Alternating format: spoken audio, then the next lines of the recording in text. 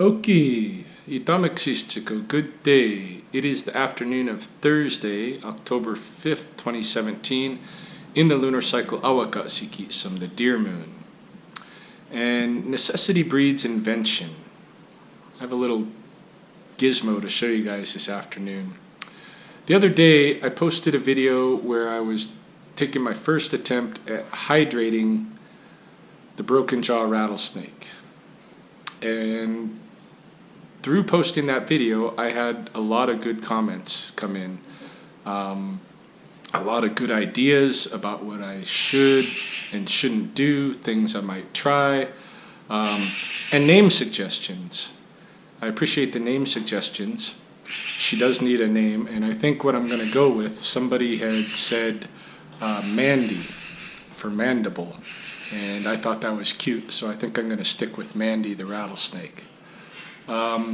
So Mandy in the video obviously did not appreciate the manner in which I was trying to hydrate her, which was basically grabbing her behind the head, behind the jaw, and putting a little squeezy, nasal squeezy apparatus up to her mouth, really making her jaw open up and putting water in. She didn't look like she liked it very much. At one point she was writhing in my hands, which means she was probably in pain. I agree with those of you who said this is not the way to go. Dangerous for me and dangerous for her, and all around not the best technique. Several people pointed me toward Viper Keeper, and I'm going to talk about that in a second. But one idea that was put forth was to kind of look into whether or not she could drink through her scales. That's something I'd never heard of with rattlesnakes, and so I got online and did a little bit of lit review to see if I could find any instances where that's been reported. And the only thing that I really found that was, there was anything was a video on YouTube where somebody sprinkles some water over a rattlesnake, and the video closes in on the top of his head, and the top of his head seems to be working as though it was taking water in through the scales. I don't think that's what was happening. As we know, reptiles are a step away from the water, even from amphibians. Amphibians have, quite a much more porous skin to water. Reptiles, not so much, right? Reptiles, especially rattlesnakes, when they get water in them, they retain that water. The desert species, especially like rattlesnakes, they retain that water. So their skin is very impervious to water. So what I suspect was happening in that YouTube video was that water was dripping down the side of the snake's face, coming to the mouth, and that what we saw does actually look familiar to me from snakes drinking water out of pools of water, out of water bowls, pet snakes that I've had. That's what the action of the head looks like when they're drinking out of a water bowl. I don't think it was drinking through the scales. Certainly, I couldn't find any professional literature to suggest that rattlesnakes can drink through the scales. However, I did find some solid observations that some species of rattlesnakes, particularly sidewinders, but maybe other species as well, when they're rained on, may flatten their bodies in order to collect pools of water on the dorsal side of their body, and that they would then, use their mouth to sip from those pools that are on the dorsal side of their body. So it's not that misting her would be a bad idea. That might just work, and I'm going to experiment with it. I have a misting gun here to do just that. See if she will collect any water from off of the dorsal side of her body. Even a good drop of water, if she gets that to her mouth and is able to bring it in, that's drinking. Okay, that's hydrating. I did bump into some literature about rattlesnakes drinking, and it being a much different kind of operation than what we call drinking when we do it. There's different anatomy for rattlesnakes to drink. I'm not versed in that enough yet to really talk about it, other than to know that it's different than what we do. But basically, they do take water in, they siphon water in, and then push it into their bodies. So I watched the Viper Keeper videos. Viper Keeper, by the way, has not returned my emails or messages yet regarding Mandy here, but he's probably a busy guy, and I'm sure at some point he will. In fact, there's been a suggestion made that I wrap her jaw for a period of time, and in order to heal it nice and straight. I am very much thinking of following up that recommendation. However, I would like to bounce it off Viper Keeper and see, if he knows anything about fixing broken snake jaws before I do that. If he doesn't get back to me soon, though, I might just try it out. What I did do is I looked at the videos where he's using his water bottle, his squeezy water bottle with the long tube. And that looks like a really good system. I would love to have a system like that. Problem is, I don't know where to acquire that.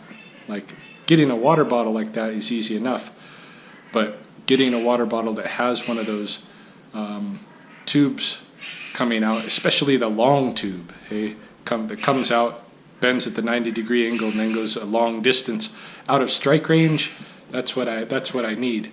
I don't know exactly where I would get something like that. Might have to fashion it in some way.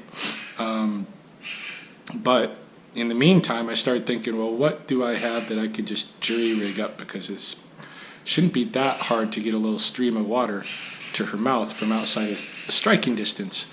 So what I came up with was the basic old childhood: use a straw, suck in some water, hold it with your finger. Then you've got a straw full of water. We have some flexi straws around that my niece and my wife like to use, but they're so flexi. I tried it earlier, just using the straw alone, and the straw is too flexi. The weight of the water makes it bend weird, and I lost the water before it got to her. So what I did was I duct taped a chopstick to the flexi straw to strengthen it, and I think I got a system now whereby I can deliver some water straight to her face. And I'm going to try it out here, right for you, for the first time, right now.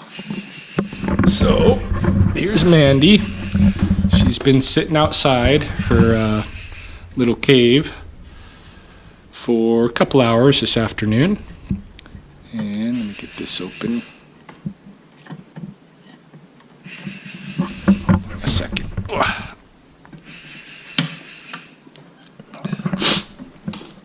And there she is, looking all Mandy in the corner.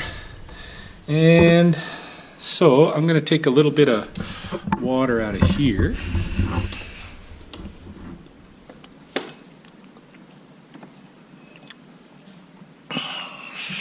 Hold it in the straw. And go to Mandy's mouth.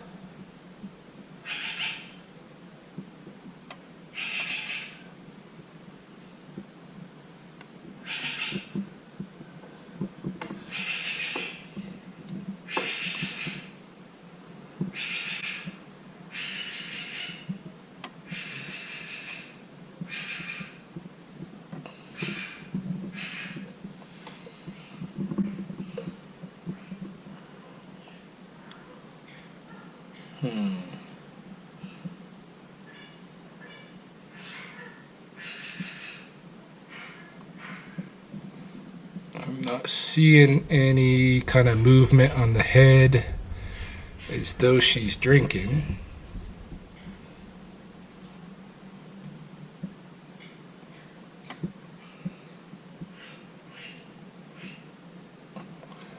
some more here.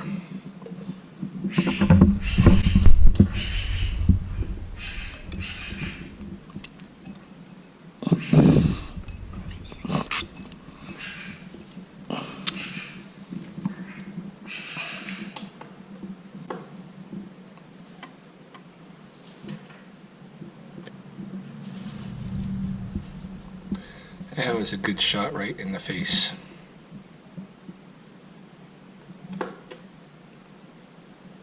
But again, no kind of indication on the head as though she's taken any of it in. Alright, let's try misting.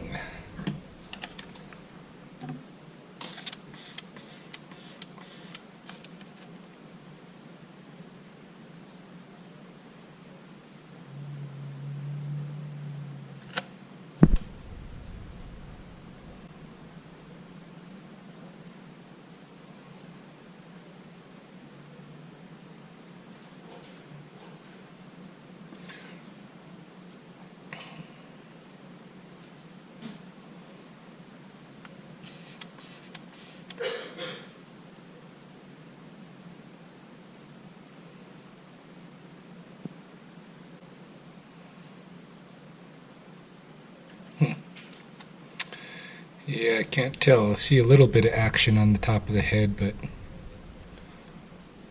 she's definitely not doing the flatten her body out thing.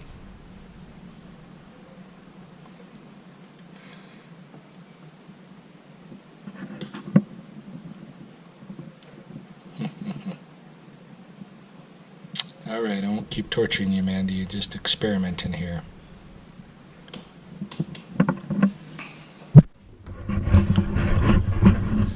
Alright, so not really sure what to make of that.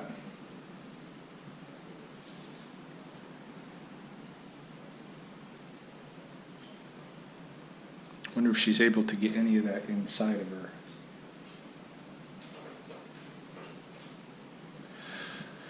I just don't know. But